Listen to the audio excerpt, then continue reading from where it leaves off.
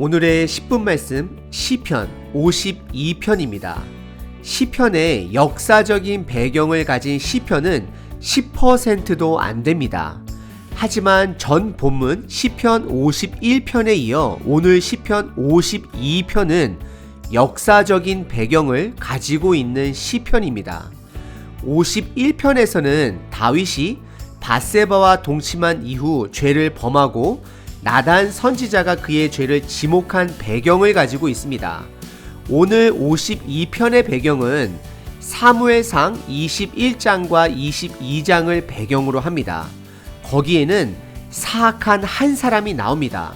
그의 이름은 도액이라는 에돔 사람이었습니다.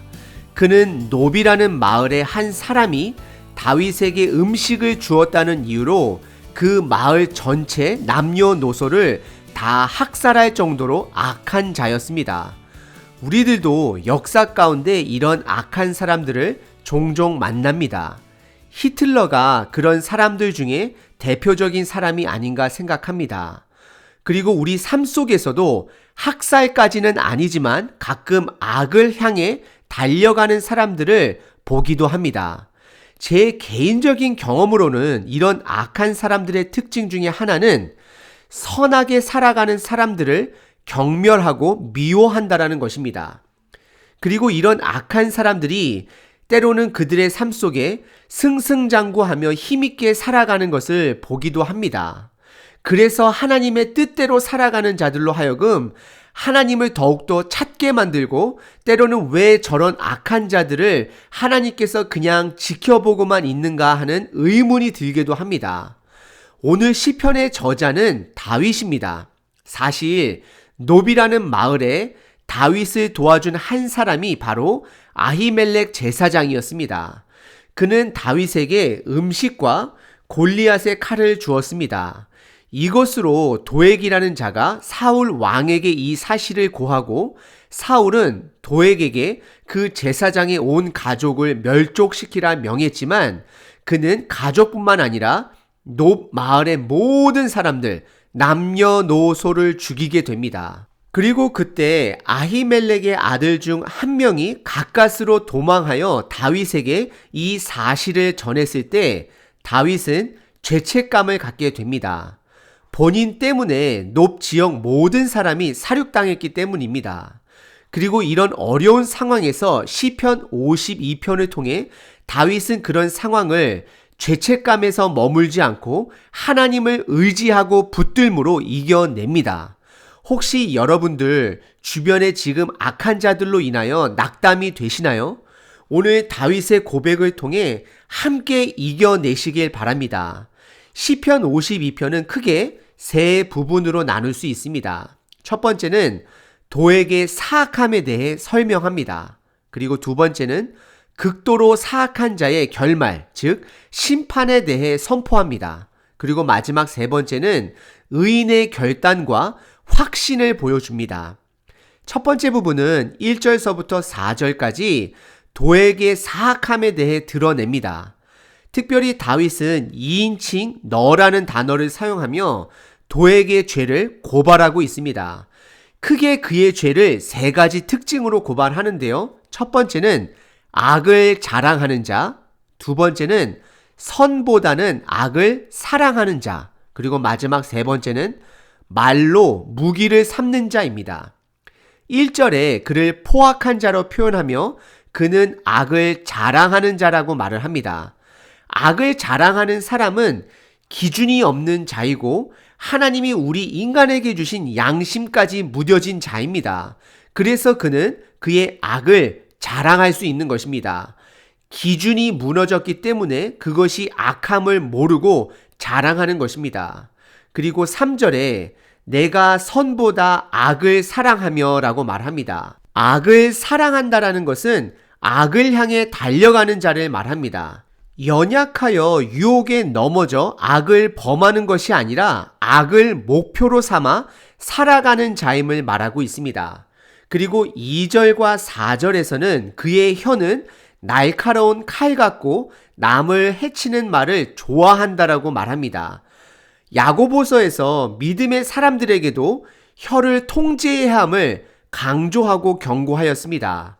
그의 마음이 악하기 때문에 그의 말은 어떤 말이라 할지라도 결국 사람들을 파괴하는 결과를 가져오게 됩니다. 도액은 악한 자입니다. 하나님을 알지 못하는 자입니다. 그래서 그것이 악한 길인지도 모르고 열심히 달려가는 자입니다. 사무엘서에서는 그를 사울 왕의 목자장이라고 말을 합니다. 사울의 측근, 즉 리더 중에 한 사람입니다. 아마도 그는 다윗을 제거하고 사울 왕의 더 큰 신임을 받기 위해 이러한 만행을 저질렀던 것이었습니다. 그리고 이런 악한 사람은 분명히 기회만 된다면 사울 왕까지도 가볍게 죽이고 본인이 왕이 되려고 노력할 사람입니다. 다윗은 반대로 사울 왕을 죽일 수 있는 기회가 있을지라도 하나님께서 세운 사울 왕을 죽이지 않았습니다. 왜냐하면 하나님의 주권을 믿었기 때문입니다. 결국 하나님의 영이 떠난 사울 왕과 하나님을 모르는 도액이 만나 큰 악을 저지르게 된 것입니다. 첫 번째 부분은 악한 자는 악을 자랑하고 사랑하고 말로 남들을 파괴하는 자다라고 다윗은 고발하고 있는 것입니다. 그리고 두 번째는 5절서부터 7절까지 그 사악한 도액의 심판을 확신하는 다윗의 선포입니다. 다윗은 그 도액이 분명 하나님의 심판을 받을 것을 네 가지 동사를 사용하며 확신합니다. 5절에 그런즉으로 시작을 하며 도액은 첫 번째는 멸망을 당할 것이고 두 번째는 하나님께 붙잡힘을 당할 것이고 세 번째는 뽑힐 것이고 네 번째는 배임을 당할 것이라고 선포합니다. 이것은 온전한 멸망을 말하는 것입니다. 우리는 여기서 조심해야 할 것이 두 가지가 있습니다. 첫 번째는 심판자는 우리가 아니라 하나님이십니다. 우리가 미워하는 사람을 하나님께서 심판하는 것이 아니라 하나님의 기준으로 악한 자를 심판하실 것입니다. 그 기준에는 우리들도 포함되어 있다는 것을 기억하시고 겸손하셔야 합니다. 그래서 6절에 다윗은 악인의 심판을 보고 두려워한다 고백합니다. 이것은 하나님의 심판이 공정하고 확고함을 보여주고 있습니다. 그리고 악인들이 심판을 당할 때 의인들은 비웃는다라고 표현을 하는데 그 이유는 7절에 그들이 하나님을 의지하지 않고 그들의 재물을 의지하고 그들의 악함을 당당하게 여겼던 그들의 삶을 의인들이 비웃는다라고 성경은 말하는 것입니다. 그리고 두 번째 조심해야 되는 것은 심판의 때는 하나님께 맡겨야 합니다. 우리 인간은 너무나도 조급하고 나 중심입니다. 우리가 원하는 심판의 때는 바로 지금입니다. 하지만 하나님의 때는 우리와 너무나도 다르다라는 것을 기억하셔야 합니다. 그래서 우리의 삶에 악한 자가 있을 때는 그 사람에게 매여서 사는 것보다 그 악한 자를 하나님께 맡겨드리고 올려드리고 우리는 그 악한 자에게서 자유로울 수만 있다면 자유하는 것이 지혜 있는 자의 모습입니다. 하지만 말처럼 쉬운 것은 전혀 아니라는 것을 우리들이 너무나도 잘 알고 있습니다. 그래서 기도해야 합니다. 그리고 마지막 세 번째는 8절과 9절로 다윗은 의인으로서 그의 결단과 하나님의 주권을 확신합니다. 8절에 그러나로 시작을 합니다. 그리고 본인을 푸른 감람나무라 표현을 합니다. 감람나무는 중동지방에서 흔한 나무이지만 열매를 맺기 위해서는 10년 이상 잘 돌봐야 하는 나무입니다.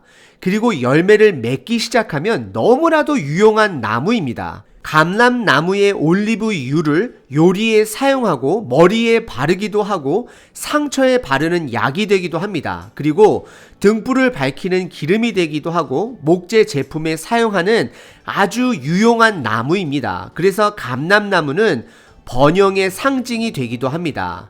다윗은 시편 1편에 그는 시냇가에 심은 나무가 철을 따라 열매를 맺으며 그 잎사귀가 마르지 아니하고 그가 하는 일마다 형통함을 말하고 있습니다. 날마다 하나님의 말씀을 읊조리는 삶이 열매 맺는 삶이라는 것을 고백하는 것입니다. 그리고 다윗은 8절에 우리의 재판관이 되어주심으로 영원히 주께 감사하고 성도들 앞에서 선하신 하나님을 찬양하겠다, 증인의 삶을 살겠다 고백을 합니다.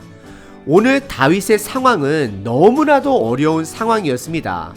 절친 요나단과 헤어지고 사울 왕의 눈을 피해 높 지역에 들어가 제사장에게 음식과 무기를 받았는데 이것으로 인해 악한 도액이 그 마을을 다 도륙했습니다.